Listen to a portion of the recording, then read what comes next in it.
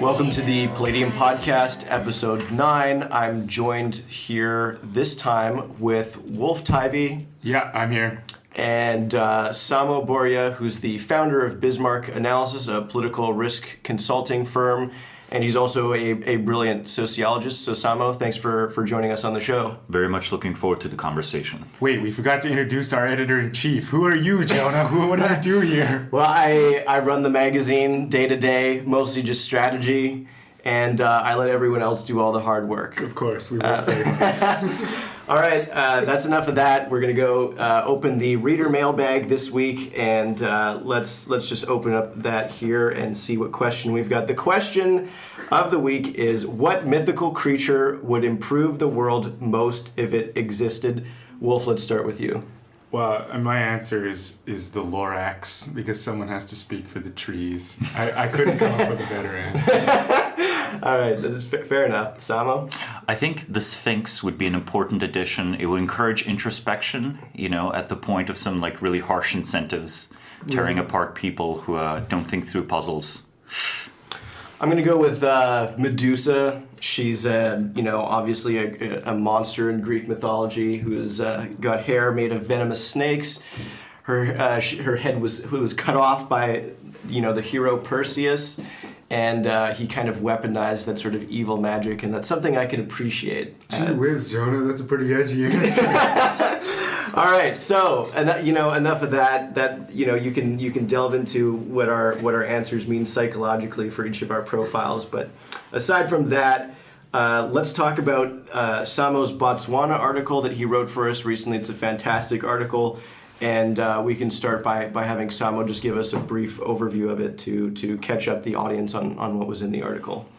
Yes, I think the thing that is most interesting about Botswana and why I decided to write the article is that it flaunts a lot of the wisdom of conventional developmental economics. Yeah. It is a landlocked country. It is a country where 30 to 40% of the population is HIV positive. It is a country that is primary industry is export of diamonds. This already sounds like a basket case. But it's not. It's been very politically stable. It hasn't had either coups or civil wars. Note that during this same time period, this Cold War time period, countries in Europe, such as Greece, France, Portugal, had coups, and sometimes even full civil wars. So that's a remarkable achievement. And beside that, it has experienced very good economic growth over the last few decades. Now, the question was obviously why? And in the article, I go into what I believe is the crucial and neglected factor in Western political thought, which is the importance of succession, where it matters very much how office is transferred from one holder to the next. And if the holders are political allies, and if the skill level of the people holding the office is high enough, you can have very, very stable governance. Surprisingly so, even in an institution-sparse environment.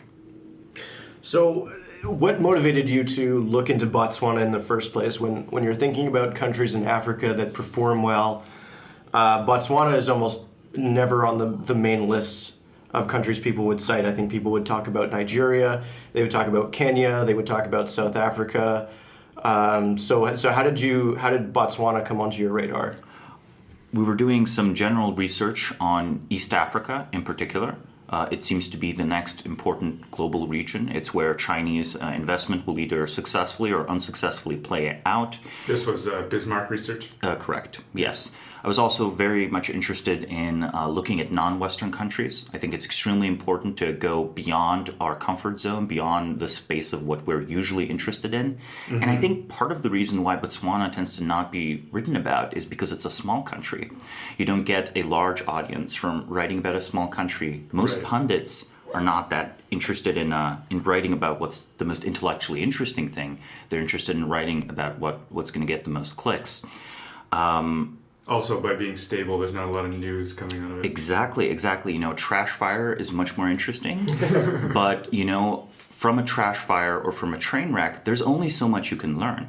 You can certainly learn how the train got derailed, but if you want to study how to build trains, find a nice working train, reverse engineer it. And that's something I'm very much interested in my research. I ran it across the country. I tried to find what was said in the literature. What the academic literature had to say about Botswana did not make much sense. And I ended up having this draft on my hands and talking to people. Several people recommended I submit it to Palladium.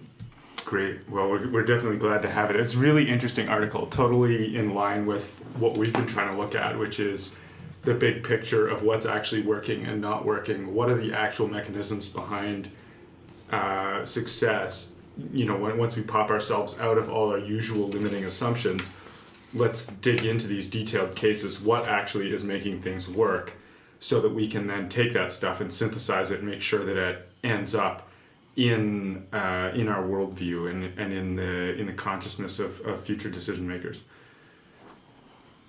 So one of the questions I wanted to ask was about the succession model that they have in Botswana for transferring power from head of state to head of state. How does this contrast with some of the stuff you've written in the past about Roman succession, for example? Would this be some sort of hybrid model? This is a very, very, well, first off, I wrote about a period in Roman history where succession was handled quite well. This is a period of the so-called 5 good emperors, where each emperor is the adopted son of the previous emperor. This is a period of great prosperity and stability for the late Roman Empire, very much needed after the failure of the early Republic that led to these deep unsolved social issues and civil war and so on, and in contrast to the later imperial period that also has ubiquitous civil wars.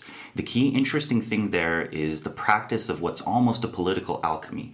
By a stroke of a pen, you make your worst rival, that is a powerful general with political ambitions, your strongest supporter. When you make them your adopted son, you have made your own political legacy their inheritance, which means that they need to build on your legitimacy and build on your successes to legitimize their own success and their own legitimacy, right? If you have a system of government where you need to destroy the legitimacy of the previous administration to be legitimate, such as is often the case with many post-colonial ideologies. We can here, for example, look at a country like Zimbabwe.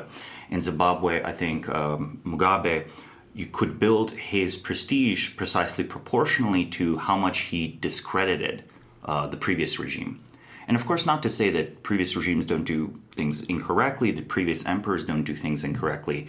It just means that you can't really say nice things about the previous government, which means even before you reach your office, you kind of want to sabotage them. And you don't get to inherit their people either. No, you don't inherit their social connection. And in the Roman case, adoption of adults was not just a legal fiction, it was a concrete social reality. People would do this when they did not have children, and they wanted to continue their family name even if their family line had ended. They wanted the legacy of the family to be transferred to the future and preserved in this way.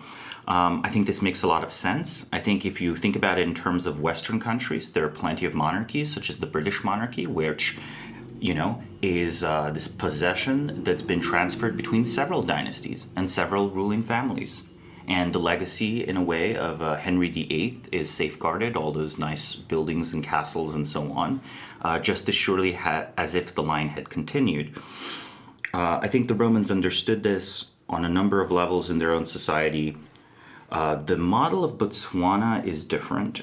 Going back to the Roman example, I want to delve a little bit deeper into some of the institutional prerequisites or structural prerequisites to being able to do that move of picking your rival as your successor. Correct. So one of the obvious barriers to that is if you actually have some strong disagreement with your rival, which is to say they're not just your political rival, they're somehow your ideological rival. And thinking through that, it strikes me that in some systems, more conflict between ambitious rivals is going to be of an ideological type, and in some it's going to be more of a personal power or military or whatever it was. Correct. The kind of thing the Romans were competing over. And so if you had a system where the conflict is more ideological in character, I would say it makes it much harder to do that transference of legitimacy. Whereas if it's just like, oh, you have that big chunk of the empire and I have this chunk and we seem to be fighting a little bit, but we could just as easily not fight, then it makes such deals possible. And so I'm interested in your thoughts on whether those structural issues are or what you think about those structural things. It's an interesting question to what extent Romans engaged in ideological warfare or not. Right. It's very difficult to study ancient states. I think it is very important to study ancient states because they represent this, they're an example of society being run sometimes notably differently and at other times very similarly. For an example, I think it's the optimates and the populares are often interpreted by modern historians as ideologically distinct factions. Mm-hmm. All things considered, however, Roman elites were operating on a shared understanding of what are the viable sources of legitimacy. It was things such as, operating in the context of laws they highly valued, displaying personal virtue of various kinds. Mm-hmm. They definitely engaged in large-scale propaganda campaigns. If you think of Julius Caesar's, basically Julius Caesar was blogging about his conquest as it was ongoing. He was sending back these written reports that were read out in Rome to the public. So the Romans are certainly doing PR, perhaps not the way Americans would. And part of the PR was there was this understanding that the transfer of prestige from one notable individual to another was stronger in that society than it is today. Well, also that the prestige was held by individuals. Of course.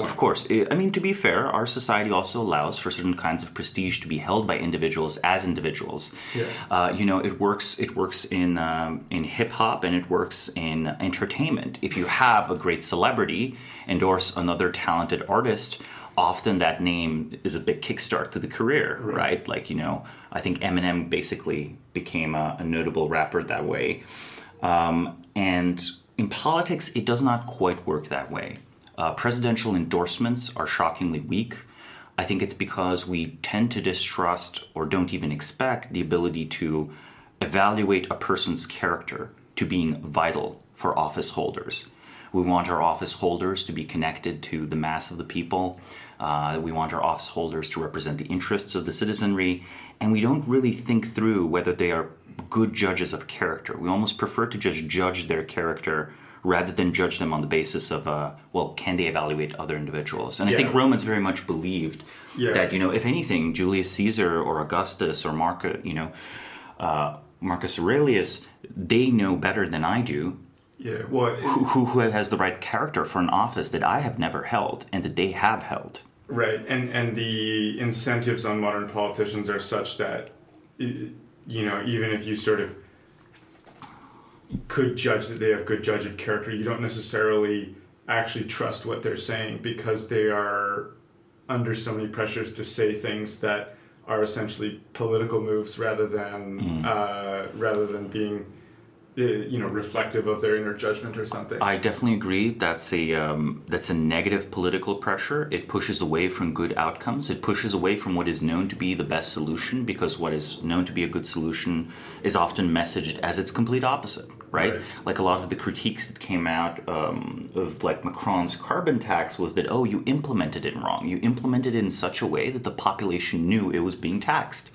Right. Isn't that funny? Like, whether or not such a tax is correct, it's really funny that that sort of implementation detail matters so much and that messaging detail matters so much. Now, on the other hand, though, I do have to stand by the statement that the Romans were doing their own form of PR. Yes, so Romans were, as long as you had Mark Antony being a close ally with Octavian would only say positive things.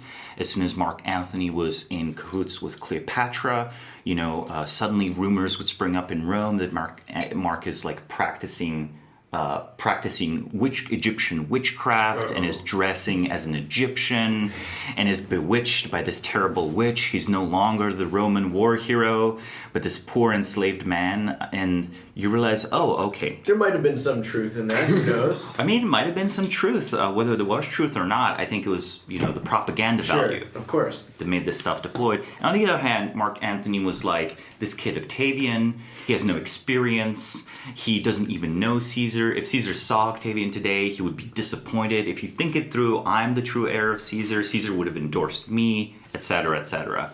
This was like very much a tug and whole type of situation. And, had Antony and Cleopatra won, well, maybe Shakespeare would have written a play about the tragic, mad child Octavian drunk on power instead of his play on Cleopatra.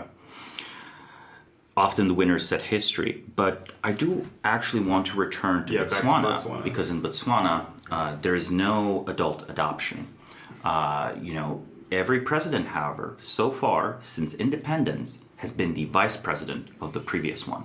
Yeah. So you have an interesting situation where Seretse Khama is the president that leads Botswana to independence. Note, by the way, Seretse Khama is the grandson of Khama III, who reigned from 1875 to 1923, and is also the king of Botswana that wisely chooses to join the British Empire as a way to prevent himself from being conquered by Cecil Rhodes. Cecil Rhodes wanted to add Botswana to the British Empire anyway, and to his own burgeoning diamond and mining empire. And this was like a very wise, active political move by the Khama family, because it allowed them to preserve political autonomy and authority. Like within the British Empire, they still basically got to manage many facets of Botswanan life. And this was very different from what was the case in, say, South Africa, or what was to become Rhodesia, and so on. So his grandson, Seretse Khama, leads the independence movement. He ascends not as the king of Botswana, though Tswana traditionalists, and the Tswana make up 80% of the population of the country, still consider him the rightful chief. After that, his vice president, Ket Masaire, serves as president for 18 years. After him, Festus Mogae, who is, again, the vice president of Ket Masaire. And finally, Ian Khama, the son of Seretse Khama, the great-grandson of Khama III, serves not only as a vice president, but as president, and holds office from 2008 to 2018. The current president, I'm not sure how to pronounce his name, Mogwetsi, I think, he served as Ian Khama's vice president, and is the current president of the country. So we have an unbroken chain of president, vice president, over and over and over again. Well, I think notably you started this research in 2018 when that hadn't happened yet. Correct. You formulated this thesis. Correct. And then it came to be. Yes, recent events show that the political order of Botswana persists, and I would in fact expect it to persist for the foreseeable future. They solved in their own institutional way the very difficult problem of political succession. Also, I'm going to note of the people named, Ian Khama was for a while commander of the armed forces. Was very active in military affairs. The high trust between Botswanan elites is very important, both between the civilian government and the military government. One of the few blessings the United States has had historically has been this absence of military coups. Often becomes the most powerful and the most popular generals know they can just run for president and win. For examples, you have, I think Ulysses Grant, I think you have Dwight D. Eisenhower, and these are, these are notable routes. Why would you carry out a coup if you can just carry out an election campaign and win? Yeah, I want to note something interesting, which is that peaceful succession, regardless of regime type, is a difficult thing to secure. And we shouldn't use the example of the U.S. purely to recommend, say, democracy over other forms of government necessarily, because it may be that democracy as such is not the most salient variable in guaranteeing peaceful succession. It may be something like lack of rival powers who are capable of pushing the election in one direction or another in a serious way. Because I note that in other countries, democratic elections are very easily overturned via military coups with the aims of, say, like restoring true democracy, or people just contesting the results of the election. And often, because there is election fraud on both sides, it's kind of difficult to tell what actually the real legitimate outcome in fact was. Yeah, well, another factor here is like peaceful succession is itself a pretty low bar. It's not necessarily successful succession, right? And like we've seen with Trump, basically that was not a successful succession event from like you see a lot of conflict around that because it's not representative of the. Well, ideally, what you want is for political offices to be self-sustaining. If every time a new office holder comes into office, by destroying and undermining the previous office holder, right, the power and influence and administrative capacity of that office will fall. It's the same if it is a monarchy or if it is a democracy. Mm-hmm. Over time, the role of a prime minister or a president can become purely ceremonial if the best way to achieve that position is to undermine the previous holder of that position, because you are undermining both the man and the office simultaneously. Yeah, and the people who need to seriously get stuff done will tend to build their institutions such that they don't have to rely on that position anymore. With the example of the United States, I was more trying to point to the high trust that exists between U.S. civilian and military elites, for sure. Totally. In that it is possible to cash in your personal success and your notable virtues and popularity gained in the military field in civilian politics, right? As long as that is possible, ambitious military leaders will choose the civilian route because it's strictly better. An interesting example here of a country working differently is Pakistan, where Musharraf many years ago I think he came to power in a military coup, if I remember right, and then legitimized his rule with an election. I think the election was probably fair. He achieved the office, but eventually he was, I think, just voted out. Jonah, you should correct me if I'm misremembering the history there. This is President Musharraf of Pakistan. I actually don't remember the history of that particular case. Well, I was merely going to bring it up as an interesting example. In weak states, the contesting of election results backed by military force is often, a precursor to civil war. And civil war is one of the most economically and socially destructive things that can happen to a country. Right. And sometimes it's internally generated. I think Roman civil wars, for the most part, were internally generated. Though again, we can talk about Cleopatra being a queen of a whole independent country called Egypt. Yeah. Though Egypt at that point, it's a Roman client state. It is, however, still legitimate foreign meddling. And the point I was trying to make earlier is that I think a lot of these mechanisms of succession are actually downstream of general elite coordination in general. Like what is the coordination levels between different power centers that really matter in the country? Mm-hmm. And that resides in the skill levels and the relationships of individual people. And there's no possible mechanism of succession that you can paste on top of an extremely fractured elite and not expect that it will go wrong. Yeah, I think that's true. Maybe it'll move things on the margin one way or another, good or bad. Yeah, well, I think, but it's not fundamentally you can't just. It doesn't solve the conflict by pasting on. Well, I think the way to understand this is these institutional mechanisms are the internal social technologies of how a coordinated group governs itself.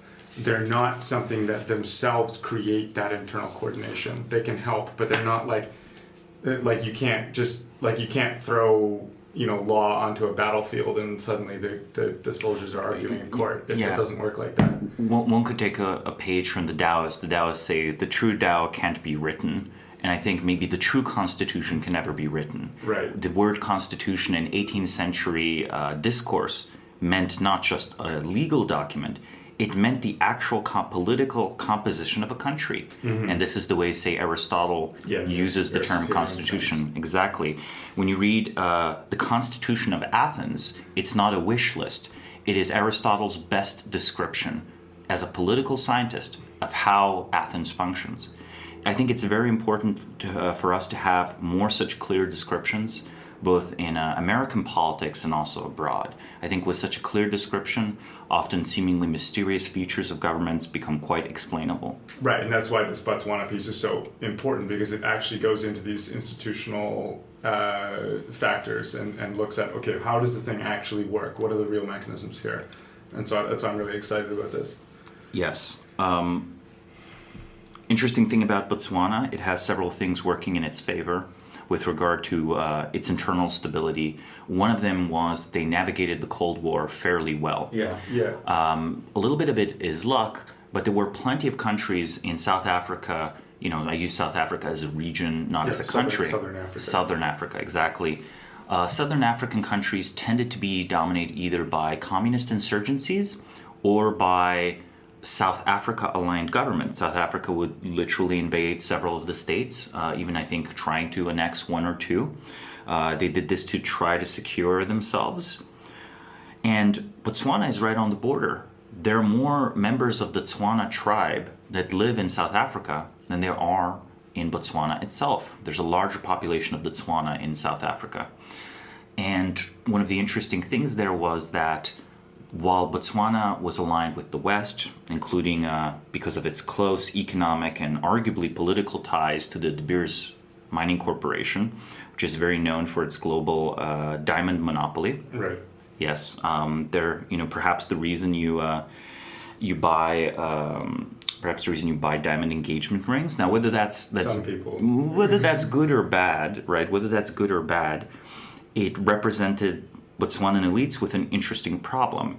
If you trash the corporation that is mining your diamonds to try to remove their diamond monopoly, can you actually maintain the high price of diamonds? It's not clear you can. So you sort of have killed the goose that's laying your diamond eggs. Right. And the second point being, Western countries, aware of how vital Botswana is, do not want to encourage South Africa's intervention. You mean geopolitically vital? Correct. Where South Africa is somewhat Western aligned, but already has serious disagreements with other Western countries by the 1970s and 80s over the apartheid issue. Mm-hmm. The Soviet Union, on the other hand, is trying to support communist groups all around Southern Africa and is trying to, if possible, overthrow the South African government with a communist government. Mm-hmm. The ANC carried out some operations using Botswanan territory as a base of operations. The ANC is the African National Congress. The African National Congress at this point is receiving Soviet aid. So from the perspective of the Soviet Union, if they topple the government of Botswana, this tiny country next to South Africa, which is militarily quite powerful, not only will they nullify Western interests in keeping that country independent, they will perhaps simply provoke a South African invasion. Mm-hmm.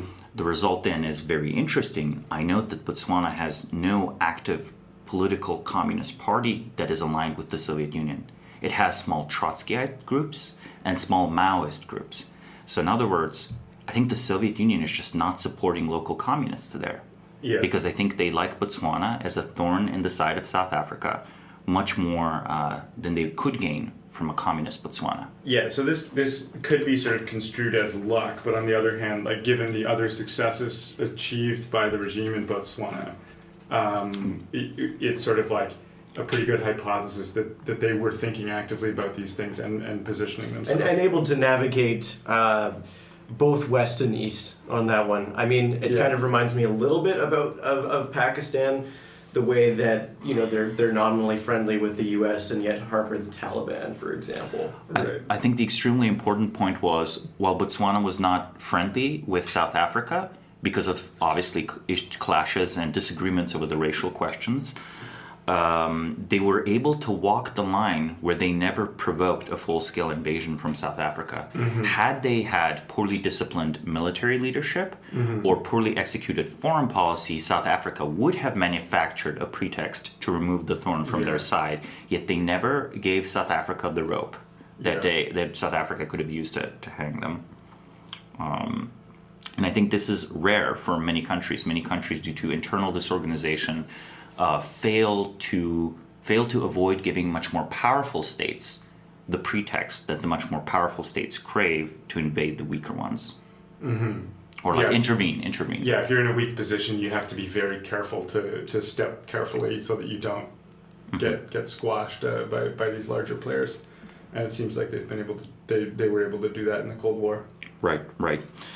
I think that this sort of relatively disciplined foreign policy, I have to emphasize the proactive, positive sides of it, where when the Tswana royal family is trying to solve the serious problem of will Cecil Rhodes invade our country and just add it to his mining empire, they sent out an expedition of 3 of their best statesmen some of them basically, I think, educated in England, to go petition the British government. So you have to imagine this is like a really desperate diplomatic expedition. There are these wonderful statues of Khama III.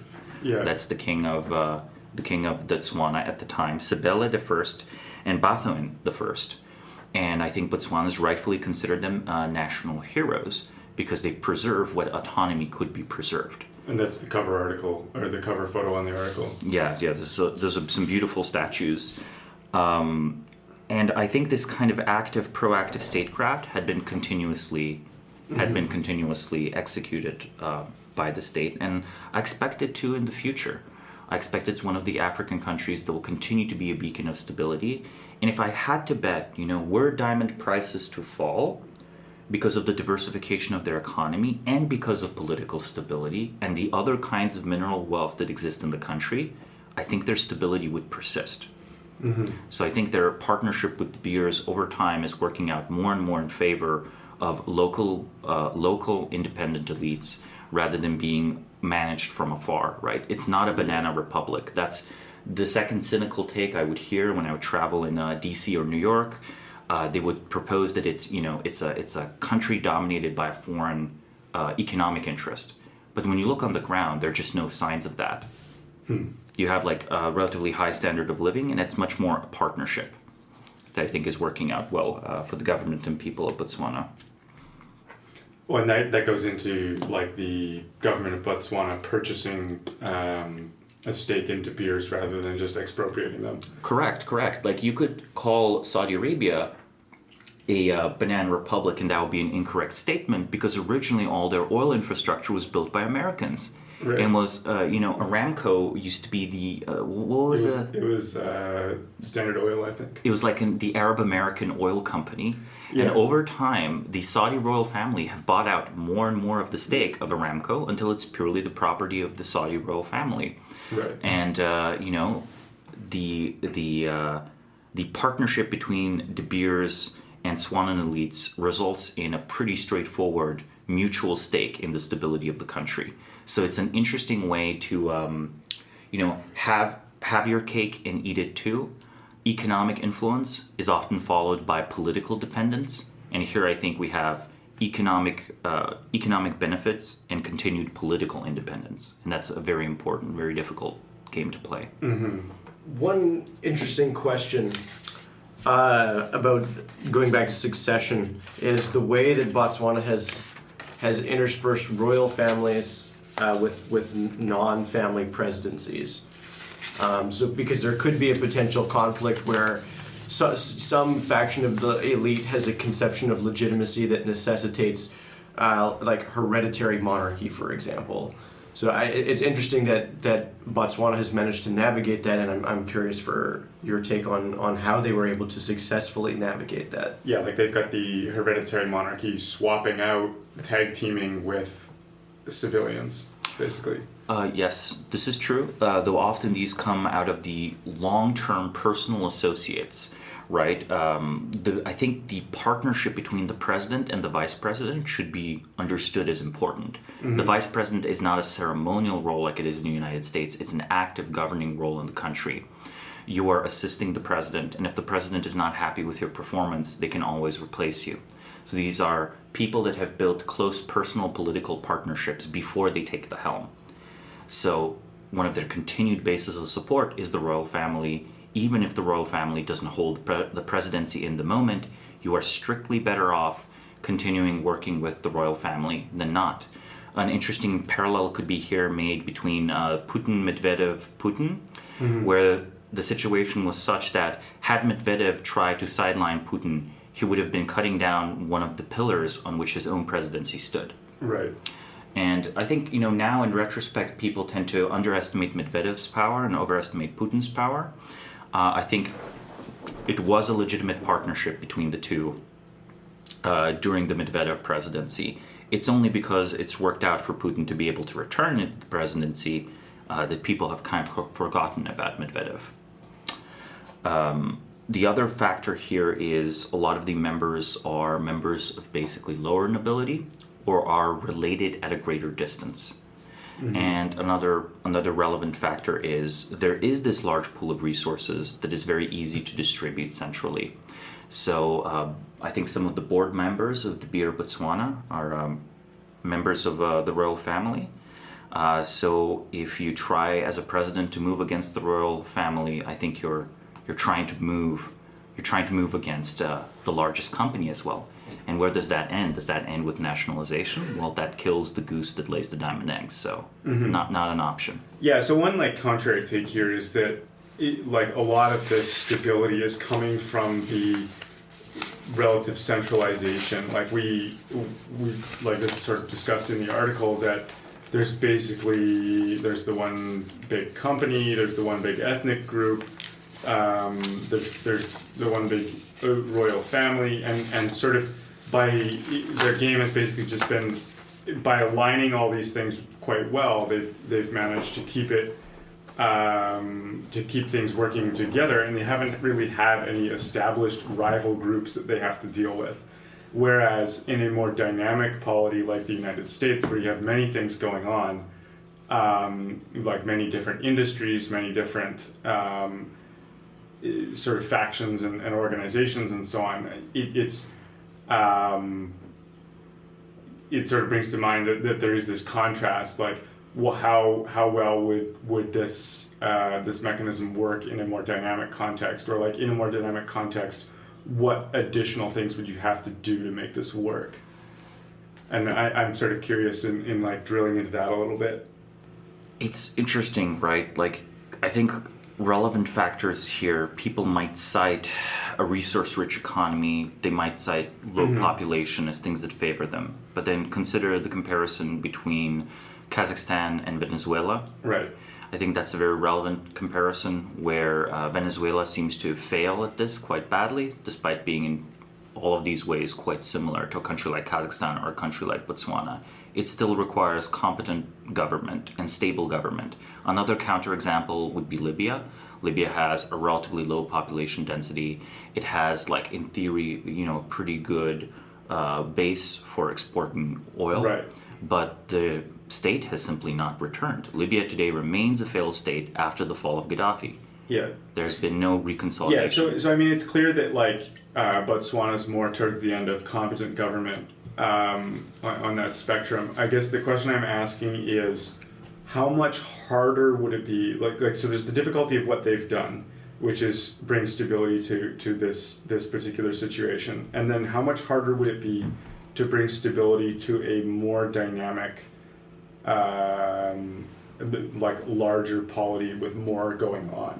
That's the question I'm getting at. Is what's the level of? Is it okay, they've got competent government, and competent government could manage Nigeria as well as they could manage Botswana, or is it actually there's this huge extra set of issues that to manage, say, Nigeria? First off, if we think about Nigeria, I think Nigeria has several other problems. I do think, however, Nigeria with competent government could be run as well as Botswana is. Yeah, I totally. don't expect Nigerian institutions to progress to that point. I think they have a very talented population, but for now I expect that population, the talented fraction, to continuously leave Nigeria rather than stay. And I think the patronage structure around oil in Nigeria is politically dysfunctional. Mm-hmm. When people talk about the resource curse, they don't think about, is the patronage structure around resource extraction functional or not functional? Does it add to honest government, or does it detract from it? Right. And I think in Nigeria, many political fights are fought using patronage, using the resources acquired through a fragmented patronage of oil. The normal story might be that you want to disperse oil wealth. I actually think that if you try to disperse oil wealth, you breed political instability in a country. Mm-hmm. Even if you look at a country such as Norway, they've intentionally depoliticized, a European country, long history of stable government. They've depoliticized oil and just put all the, winnings essentially into a national sovereign wealth fund. Mm-hmm. And the sovereign wealth fund, it is politically taboo to propose tapping the wealth fund for either military expenditure or social expenditure. Mm-hmm. It's considered the retirement fund of the country, if we're being a little bit cynical about it. But I think that's extremely important. You want these very lucrative resource flows to be as depoliticized as possible. So I think this is quite viable even in a more complex country. Now, what if you're dealing with a diversified economy that's not resource-based? I think Singapore is the relevant counterexample here, where in Singapore you also have successful succession. I think Lee Kuan Yew's son is the current Prime Minister of Singapore. I think Lee Kuan Yew is brilliant. I think the son is competent. But I think that competence is sufficient to preserve Singapore's status as a developed economy, a stable political system, and so on. So Samo, while we still have you here, I want to switch gears from Botswana to a broader discussion of Africa and China's involvement in Africa. I know you've been doing some research into that. So I want to talk specifically about China's Belt and Road Initiative, which is China's global economic initiative to build infrastructure in places like Southeast Asia, the Balkans, and especially Africa. So my question is basically how is China going to avoid the same problems of nationalization of infrastructure that countries like the U.S. suffered with the Panama Canal and oil assets in Saudi Arabia, etc.? Well, the U.S. government solved the problem of nationalization of the Panama Canal through exercising quite a bit of political authority over Panama all up until the 1980s. So I think the Chinese will likely solve the problem in a similar manner. If the investments are made by politically well-connected people, which is often the case in China, I do believe they will bring to bear political pressures on the relevant countries, up to including perhaps sponsoring coups. We saw that with Zimbabwe. Yeah, Zimbabwe. Yes. And they're now on the yuan as the currency. Yes, and the other possibility is, people don't tend to think about France's neocolonial empire, but France has a neocolonial empire in West Africa. They regularly deploy special forces to intervene militarily in the relevant states. It might seem impossible to imagine Chinese interventions, even military interventions in these states with special forces or with small ground forces, but I do expect this will happen. Their naval presence in the region is stronger than ever. They played a vital role in solving the Somali piracy problem, and they are continuously also patrolling around the Horn of Africa, and the naval presence there is going to be developed further and further. With enough naval presence comes the possibility of some small-scale interventions. Who exactly is going to stop them? I'm going to note that even a few decades ago, had the Soviet Union toppled a government in Zimbabwe, the West would have felt obliged to countermove and take the place back, take it back or, prop up a friendly government. This was not done. Was it not done because it's not an interesting or important enough country? Or was it not done because our collective attention is not yet looking at the importance of East Africa? East Africa is one of the three corners of the Indian Ocean. East Africa is one of the best places in terms of economic growth. You can control basically, I think the Red Sea is very much held hostage by anything that happens around the Horn of Africa. There's a bunch of trade that's going to be coming between India and East Africa as well. The other corners, such as countries such as Sri Lanka and Pakistan, are also part of the wider Chinese strategy, as is perhaps Australia. Well, there's an argument to be made that neglect of the situation in U.S. neglect of the situation in Zimbabwe is partly because a lot of American media has been obsessed with Russian interference in Europe and in America, and potentially invading various countries in Europe, and is this whale a Russian spy whale? I don't know if you guys recently saw that article, and so but also that's partly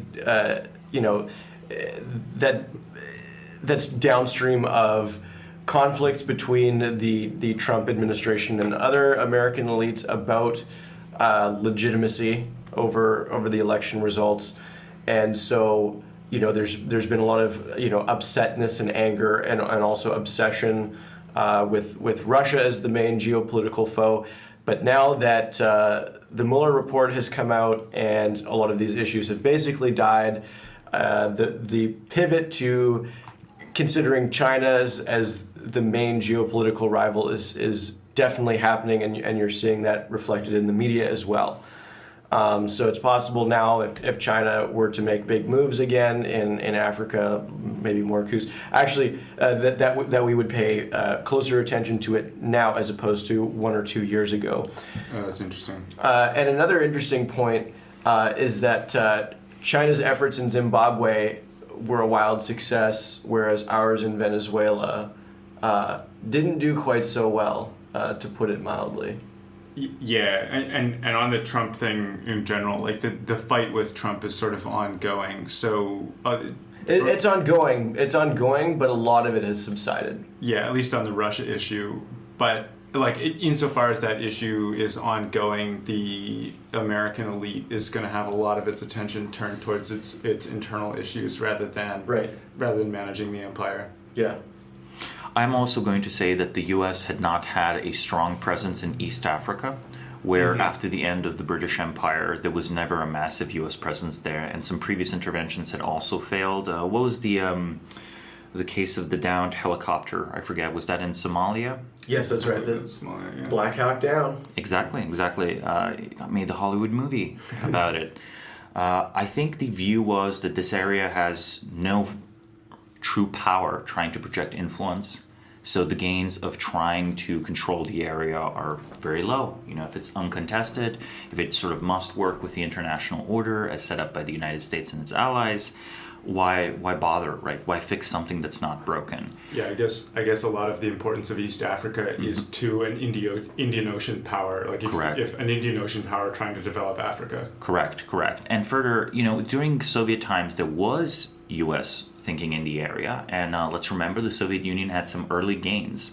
When people think about the famous famine in Africa, they don't consider this famine came in the aftermath of a communist revolution where the emperor was deposed, the emperor of Ethiopia was deposed, and they collectivized land. And much as in Ukraine in the 1920s and 30s, there was famine in Ethiopia in the 1980s. It wasn't, a mysterious feature. It wasn't a result of developmental issues. It was straightforwardly land collectivization causing the famine.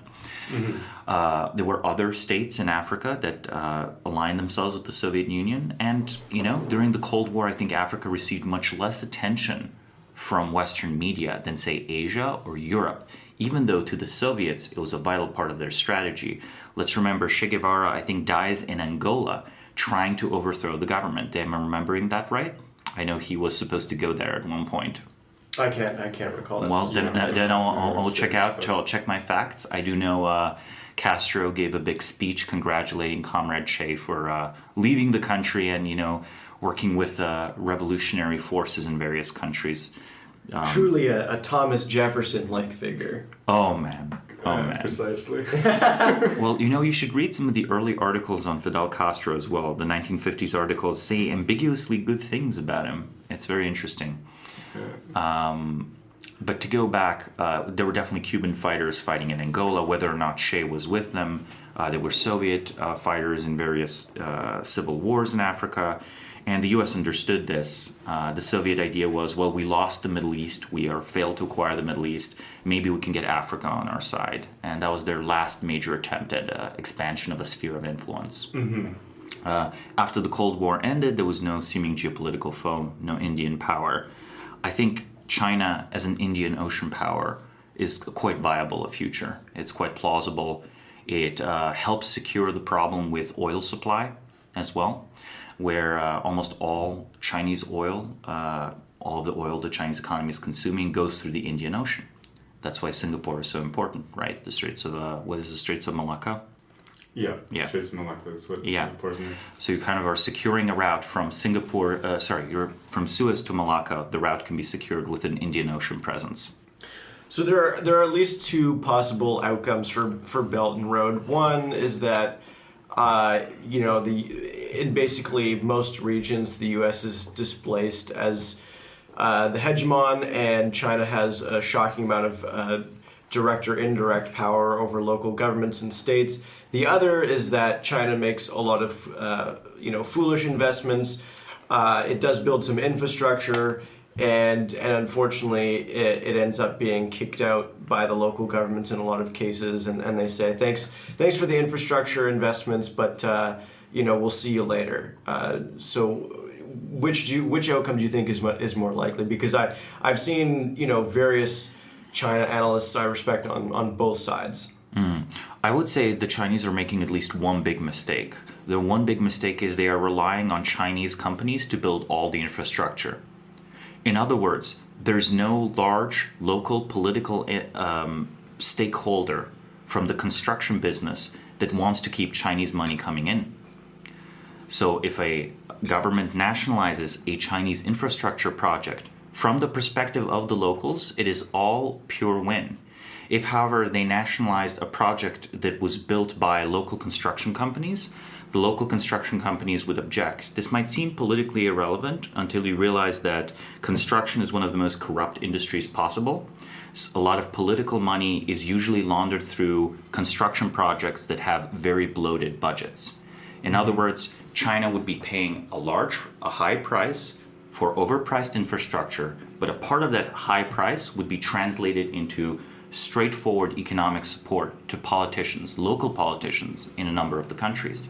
Does that happen internally in China? Because I know they do a lot of really weird construction stuff. That happens a little bit in China, but the party is trying to maintain discipline. Right. Whenever they find that happening in a province of China, they clamp down quite hard on it. I think it does happen in Chinese People's Liberation Army construction projects. Because of an unusual quirk of the way Maoist China is set up, the People's Liberation Army just runs factories. They just run factories and can build factories and can even produce civilian gear in military factories. So if you want to think about it, it would be the difference between having a defense contractor and having a factory run directly by the Pentagon, and then having a factory run by the Pentagon not just build rifles or tanks, but build phones or make T-shirts and sell them abroad. So that's an example of politically induced corruption, where things that are nominally supposed to be used for defense purposes are allowed to be used for some civilian production and are hence re-specialized towards civilian production, making a profit for Chinese military officers and officials. And the party is less and less happy with this, but doesn't really have the power to challenge the PLA on their own ground. So I think though the construction stuff is very prominent in Turkey. Erdogan, that's right. Yeah. Erdogan funded a bunch of his early political stuff through construction projects in Istanbul, where he got a cut and where his political allies got a cut. So unlike the analysis of Belt and Road, sort of contrasting it's a really efficient geopolitical expansionary measure that's actually going to work versus the narrative that it's like just a waste of money. It's just them like LARPing as liberals or whatever. Like I've heard sort of various criticisms like that, or it's just like Chinese money trying to escape from China. So these could be like simultaneously both true at the same time. In that there could be like a disciplined geopolitical push putting through the key infrastructure, and then also just a lot of corruption coming along for the ride. And so people look at the thing and they see huge amounts of corruption. They see a lot of wasteful, dumb investments of the type that you see generally with Chinese foreign money, where like there's a lot of money trying to escape from China or get laundered in various ways. And so you see all these weird investments, and you look at that and you say, okay, well, this isn't the Chinese Communist Party playing some smart game, but actually like it could be that's lost in that mess. They're playing a smart game. So this is just a possibility that occurs to me. I haven't looked into this. I'm curious what you guys think. I would say that the story where both is true is a very good story. There's a lot to be made there's a lot of money to be made, a lot of reputations to be won, even when foreign policy is executed competently. If you looked at British foreign policy at its peak, there was both personal profit and corruption, as well as like some firm strategic directions. And like piracy even. Correct. You had people who would transition from piracy to a leisurely merchant life and back again, depending on where the ROI was better. Right. And, let's think about this. If you look at Silicon Valley in the 1990s, or even more so, the early 2000s, was it something of a joke with many billions of dollars spent on completely failed, foolish, and corrupt projects? Almost certainly. Yes. Was it the center of technological innovation, 2000 to, say, 2015? I think it was. Yes. And I think with China, there are clear cases of geopolitical wins. Italy, essentially signing on to Belt and Road, is massive. This means that in the future, Italy is going to want to continue receiving Chinese subsidies as much as it can, and Italian politicians will figure out ways to gain patronage from Chinese support. You now have one of Europe's biggest economies, a small, no longer a small, easy-to-ignore state, but one of Europe's biggest economies vetoing any sort of common measures the EU might try to push versus China. Mm-hmm. I think this is one of the European Union's structural weaknesses. It's possible for a country like Russia to make friends with a country like Hungary and perhaps derail a process. It is possible for a country like China to make friends with Italy and derail a possible common process against China. And it's possible for the United States to block any measures it doesn't want, previously with the help of the United Kingdom and perhaps in the future with the help of a state like Poland. Yeah, I wonder how much this was deliberate, sort of, in the aftermath of the war, obviously, they just fought a big war to prevent the construction of a continental hegemon. So obviously any kind of federal-ish project that they're setting up on the continent is not going to be real enough to be able to resist the United States, and thus not real enough to be able to resist Russia or China either. The French state, France under de Gaulle, objected to adding Britain to the European community. Meanwhile, the United States strongly lobbied for adding the United Kingdom to the European community, which was the precursor to the European Union. Right. I think, though, you will have clear wins in Europe.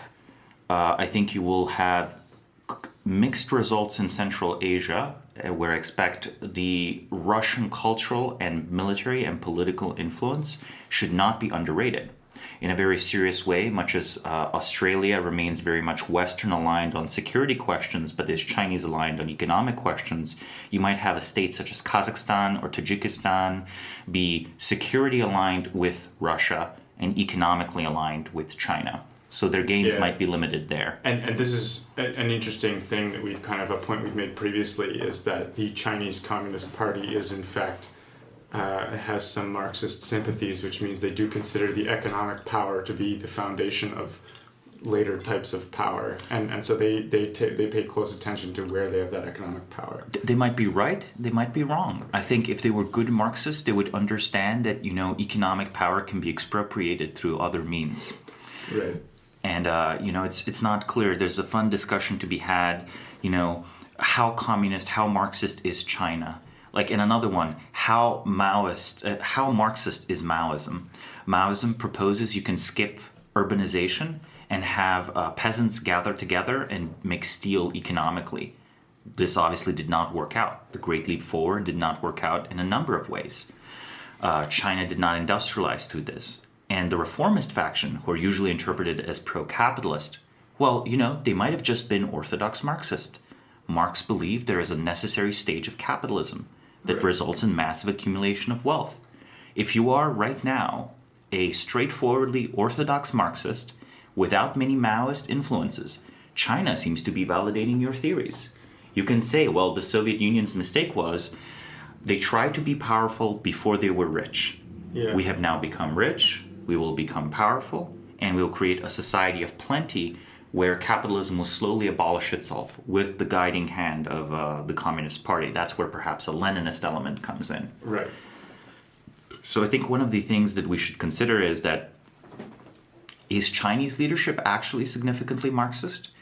If so, you might for the first time in the US's history have a serious economic rival with a very different economic ideology. Yeah, and I think whether or not they're Marxist, I'm not sure, but certainly they have a very different ideology than America does right now, and they are quite powerful economically.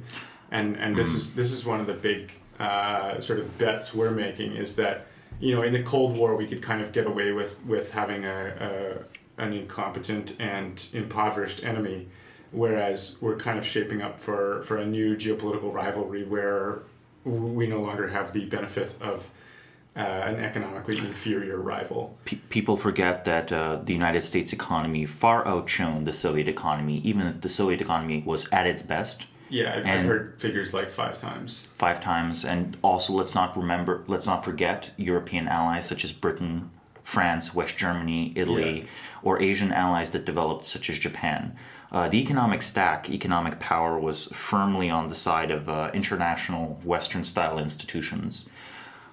I think in China there is reason to be optimistic with regard to their foreign policy, and the reason is they have few immediate security concerns.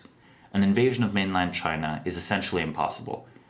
They do not have the kind of concerns that, say, Russia has with security in Ukraine. Right. They do, however, have issues of national pride, and issues of national pride can be just as devastating and can derail a good foreign policy, as obviously happened in World War I with the entangled national prides of Germany and Britain and their rivalry. I think something like that could happen in Asia over a state like Japan. Or with Japan, over a state like Taiwan, for example. Right, Taiwan's a more close example, yeah. Even if China isn't properly communist in sort of like a doctrinal sense, first, its leaders definitely say it is. Whether they actually believe it is another question.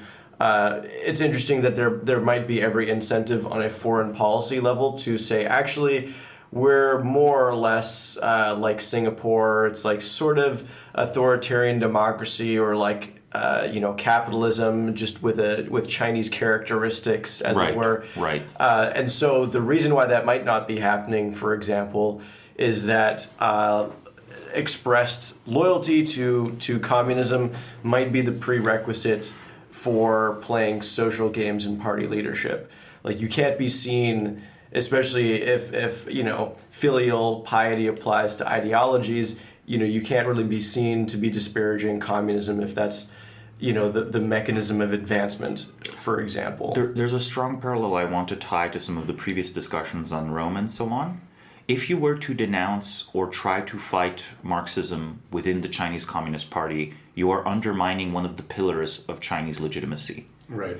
The pillars are, sort of prosperity through this kind of like guided development from capitalism, eventually to socialism. The idea that this will eventually benefit all Chinese because we're evolving into a socialist society, and the idea that we defeated the Japanese and therefore like we're national liberators, both socially and nationally. Yeah, it might very well be the case that by adhering strongly to communism on a public-facing level, they lose foreign legitimacy, but they're willing to make that sacrifice to maintain domestic legitimacy, because a lot of the top leadership just was active during the early days of the communist revolution in China. And it's often a matter of family as well. We should remember this is like second, third generation. These are sometimes second or third generation party officials. Yeah, right. The term red princeling has been used for someone that's like born into a high level party family.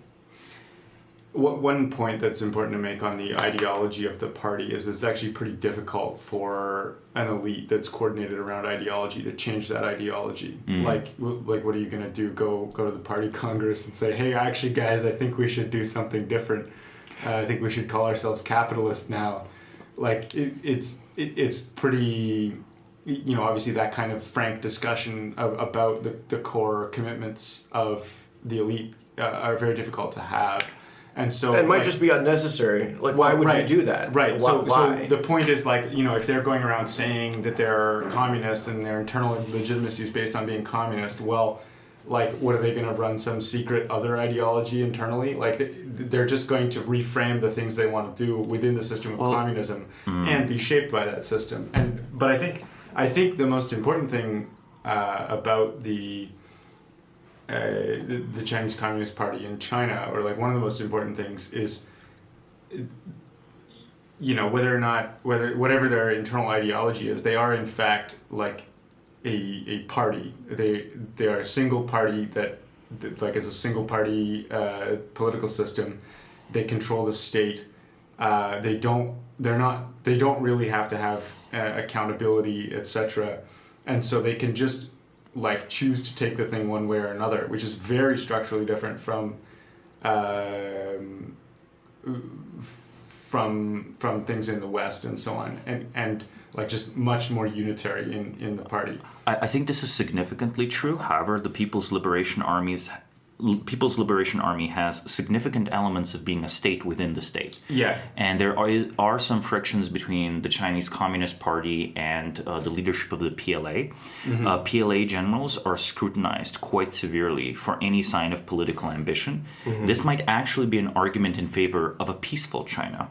Here's the argument against foreign military intervention. Successful and high-profile foreign military intervention elevates generals into positions of prestige and adoration across society. Very much would weaken the party. Exactly. And if you look at examples such as the Soviet Union's treatment of its top generals, even during a dire situation like the Great Patriotic War, that is the Eastern Front of World War II, political considerations would often win out over the necessity of defeating Germany. Yeah, one thing I notice about the whole military situation in China, though, is the military propaganda in China is quite good, quite powerful stuff. You look at their advertisements for joining the People's Liberation Army, Mm-hmm. and I think the movies where they sort of portray Chinese military operators operating in East Africa doing all kinds of heroic things. Like this is very much like boosting the military, and I wonder. I mean, obviously that propaganda must be in part funded by the military. But it's certainly allowed by the party. Yeah, and it's so even question perhaps encouraged. I wonder what the party's stance on that stuff is. I think the party is very much hoping that they can both marginalize or politically make irrelevant the rising class of the very wealthy in China. Mm-hmm. And simultaneously fragment military control and put it in the hands of party people. If you do that successfully, pro-military propaganda without personal positions of authority and power by military leadership still results in a politically stable setup. Mm-hmm. If the power is all in the hands of civilian leadership, the soldiers can be very motivated. But is any individual general elevated in the propaganda? Mm-hmm. I have watched some Chinese propaganda as well, and I see bravery of the troops, I see beautiful modern technology, but I see no great figure like a Patton or like a MacArthur. Note how those were prominently featured during World War II US propaganda and even 1950s American propaganda. That's an important point. Yeah. Without individual, without name, without leadership, when soldiers are given an order who to shoot on and who not to shoot on, they're probably going to listen to the party. They're not going to listen to a general that's not their personal hero. Note the fact that soldiers would listen to the party was possibly what saved the Chinese Communist Party in 1989. You mean in the Tiananmen Square incident? Yes. Well, I think that's a good place to end there. We could keep going, but we'll probably have to have Samo on again for another podcast down the road. This has been the Palladium Podcast, episode 9. I encourage all our listeners to go check out Samo's other work. You can find him online at Samo Burja on Twitter. That's Burja. And he also has a personal website, samoburja.com, and you should also check him on YouTube as well. We'll include all of the links in the show description, so you can check them out there. Samo, thanks for coming on. Yeah, thanks. This was a lot of fun. This is great. Thank you for having me on the show. And we'll see you all next time.